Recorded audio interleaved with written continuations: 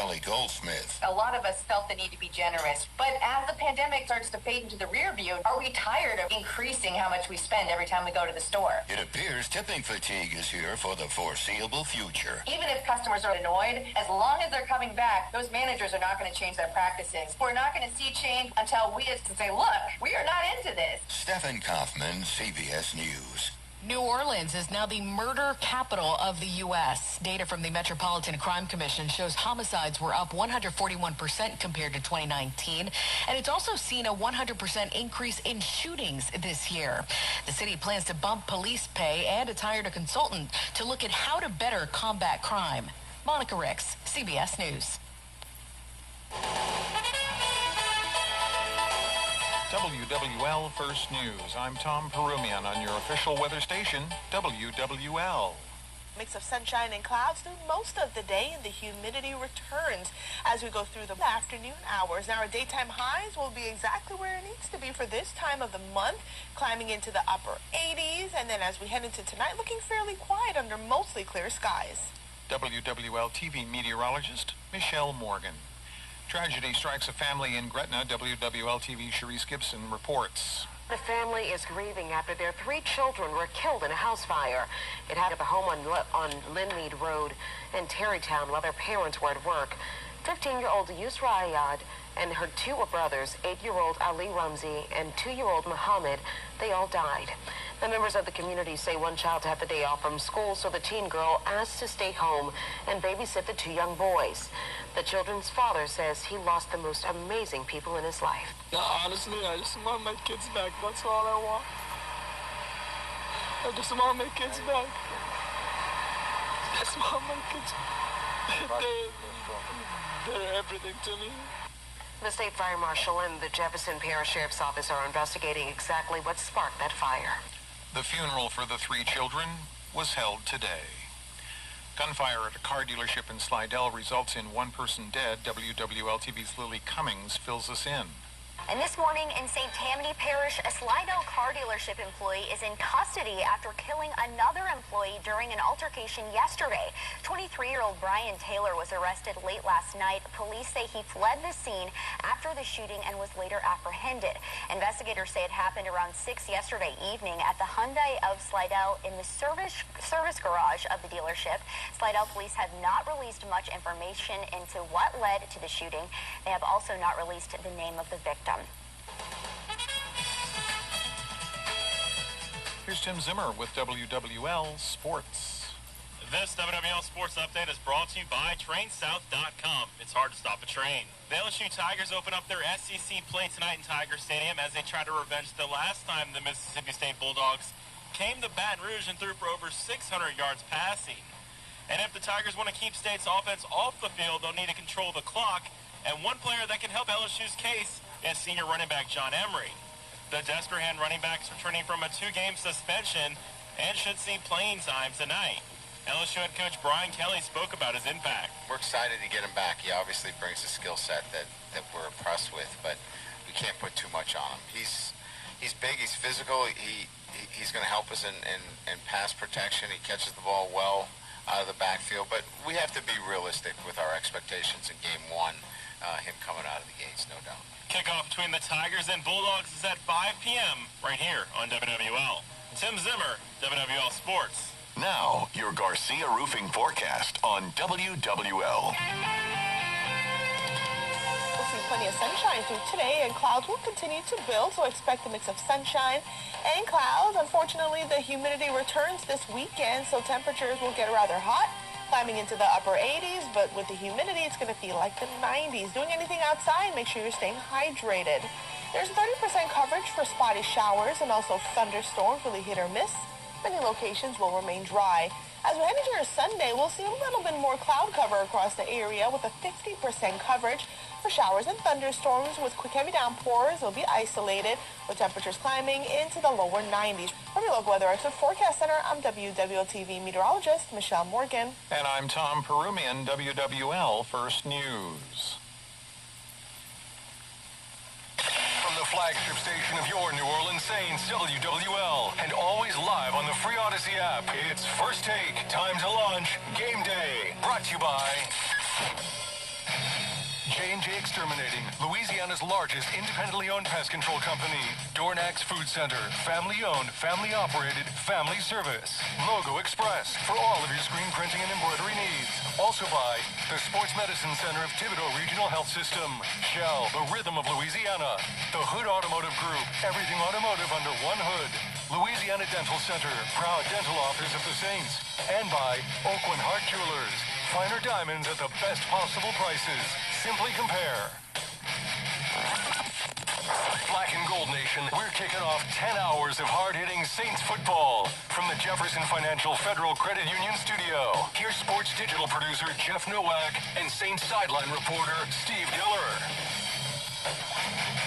What is up? Good morning. It is week 2. We are ready for more Saints football. I'm Jeff Nowak, WWL digital sports producer, alongside Steve Geller, who is calling in from home. How you doing, Steve? How you doing this morning? Doing much better, thank you, my man. I had a rough go. I guess I got a little bit of that dirty bird flu while stuck in Atlanta. And, spent the whole week in recovery mode and ready for week 2 as well. Man, oh, man. Tampa Bay Buccaneers in town is always a big show. Big news with the Saints, obviously, always. And it's always a major showing in the NFC South playing Tampa Bay, and always with Tom Brady in town, who the Saints, I can't believe, man, are going for their 5th straight regular season win over. 5th straight regular season win. They are currently on a 7-game win streak against the Bucs going back to, I want to say, 2019, maybe 2018. No, 2019. But, Mike Haas put a column up about this today, and I think he's right. This isn't a rivalry so much as it's like the Saints just really want to beat Tom Brady. Like, the Bucs have not done enough throughout the course of their NFC South exploits to call this a rivalry. But, you do want to beat Tom Brady when he comes into your house, and I think that's more than anything else. That's why this game has so much intrigue. And there are a few interesting injury notes that we'll get to in a few minutes. But, yeah, it all starts and ends with Tom Brady, and if the Saints can do it for a 5th time, it starts to be more than just, this is kind of a lucky run. They've got something figured out. It's pretty amazing when you look at it, and thankfully that Dennis Allen is still around, because he's definitely been the architect of figuring out how to slow down Tom Brady and this Bucs defense, this Bucs offense.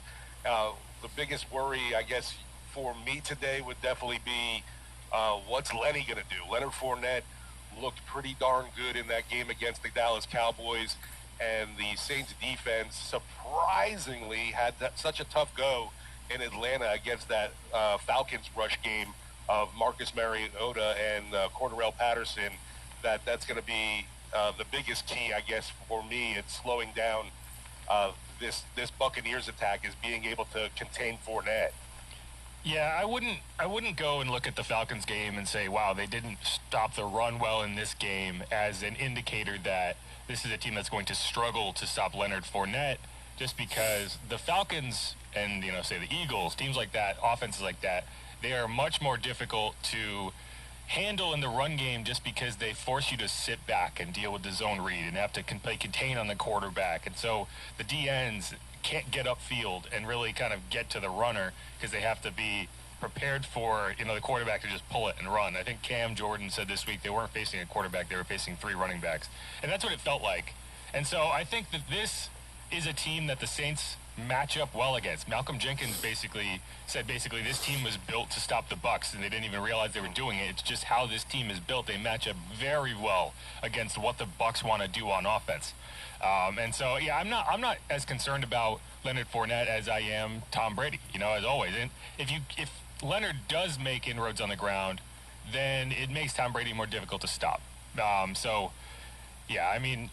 One note that I saw this week from PFF, from Pro Football Focus, is since joining the Bucs, Tom Brady has the lowest rate of turnover-worthy plays in the league at 1.8%. That includes the playoffs. So that's 26 total plays, but 10 of them have come against the Saints. So, I think that if you can force this guy, of all the quarterbacks out there, to make turnovers, you have a chance to beat him. And if you can get pressure with a 4-man rush, you can beat him. And that's what the Saints have done the last few seasons. Yeah, I think the last 4 games against the Saints, what does Brady have? 8 interceptions against the black and gold? That sounds right.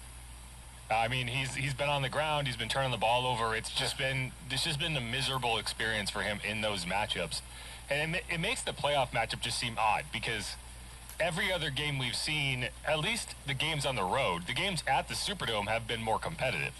But you could argue that last year that game would have been less competitive if the Saints weren't trying to win it with Trevor Siemian because they had lost Jameis after the first quarter. So yeah, I mean it's going to be interesting. If the Saints can get it done again, it's hard not to see them as a favorite to win the NFC South. I think that's what we're going to get out of this game. Whoever wins this game between the Saints and the Bucs will be the new favorite in the NFC South. Either way, because one of them is going to be 2-0, one of them is going to be 1-1 with a tiebreaker behind. So that's this is a huge game. It feels weird to say that in week 2, but this is a huge game for the rest of the season. And what's crazy is obviously we know how much this game means in the NFC South for the positioning. You always hear that these divisional games count as 2. And after all the success that we've talked about now with the Saints having over this Tampa Bay team, somehow the odds makers have Tampa Bay as 2.5-point favorites coming into the Superdome. I don't know. To me, that just seems way off. Yeah, it made less sense to me earlier in the week when I still thought Alvin Kamara had a good chance of playing, but reports are that he is not expected to play with that rib injury. It's, not expected to be a serious injury in the sense that, he's not dealing with broken ribs. He's going to be out several weeks, but it's a situation where I think playing through it could make it worse. And so the Saints are opting not to get him out there this week. And so that's going to be something to watch. It doesn't appear that they're going to elevate Latavius Murray, which I was surprised by as well. I thought if you're bringing him in, the whole point was to, if Alvin couldn't go, you'd have an extra guy, but it doesn't appear they're going to elevate him. I think they may still be able to do that at the last second, so we'll see. But it looks like we're going to get the Mark Ingram, Tony Jones show today.